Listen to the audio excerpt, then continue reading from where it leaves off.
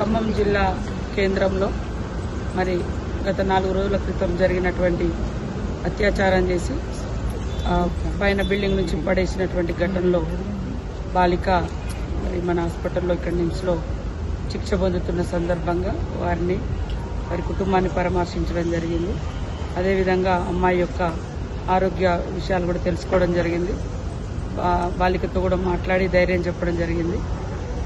అంటే ఫస్ట్ రోజు మనకు నార్మల్గా స్లాబ్ పై నుంచి పడిందని తెలిసింది. కానీ తర్వాత స్పృహలోకి వచ్చిన తర్వాత ఆ దుర్మార్గుడు ఒక పెద్ద ఏజ్ కాబట్టి కుటుంబం కూడా నమ్మింది తాతగా అనే ఉద్దేశం, తాత ఏజ్లో ఉన్నాడని. కానీ ఇంత దుర్మార్గంగా అత్యాచారం చేసి పైనుంచి పడేసి చంపే ప్రయత్నం చేసిండు అనేది ఇప్పుడు మనకు అర్థమవుతుంది. కాబట్టి ఆ మరుక్షణం నుంచే ఖమ్మం సిపి గారు, కలెక్టర్ గారు, అదేవిధంగా అక్కడ మంత్రులు పొంగులేటి గారు, తుమ్మల గారు కూడా ఎప్పటికప్పుడు ఫాలోఅప్ చేసి మరి అమ్మాయిని మంచి ట్రీట్మెంట్ కోసం ఇక్కడికి నిమ్స్ దాకా పంపించడం జరిగింది. హాస్పిటల్ యాజమాన్యం, డాక్టర్స్ అందరూ కూడా సురక్షితంగా అదేవిధంగా అన్ని రకాల వైద్య సౌకర్యాలను అందుబాటులోకి తీసుకొచ్చి తను తొందరగా కోలుకునే విధంగా ట్రీట్మెంట్ కూడా జరుగుతుంది. అమ్మాయి ఎప్పుడైతే పైనుంచి కింద తోయబడ్డదో ఆ రోజు నుంచి అంటే ఆ కేసు మన దృష్టికి వచ్చిన కాంచి మా ఉమెన్ అండ్ చైల్డ్ డిపార్ట్మెంట్ నుంచి కూడా ఎప్పటికప్పుడు ఫాలోఅప్ చేసి మా ఖమ్మం నుంచి కూడా DW గారిని ఇక్కడే అందుబాటులో ఉంచడం, అదేవిధంగా మా సెక్రటరీ గారు, కమిషనర్ గారు ఎప్పటికప్పుడు ఫాలోఅప్ చేయడం జరుగుతూ ఉంది.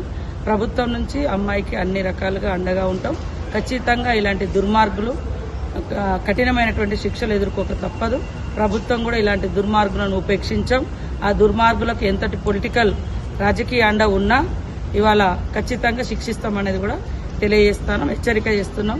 సమాజంలో ఎంతైతే సమాజం అభివృద్ధి జరుగుతుందో మానవ విలువలు, మానవతా దృక్పథం కూడా అంత అద్భుతంగా రావాలి. కానీ విలువలను మర్చిపోయి కనీసం చిన్న పాప అని కూడా చూడకుండా విచక్షణ రహితంగా అత్యాచారం చేసి హత్య చేయడానికి పన్నాగం పన్నినటువంటి వాని యొక్క దుర్మార్గమైనటువంటి చర్యలను ఖచ్చితంగా ప్రభుత్వం చర్యలు తీసుకుంటుంది.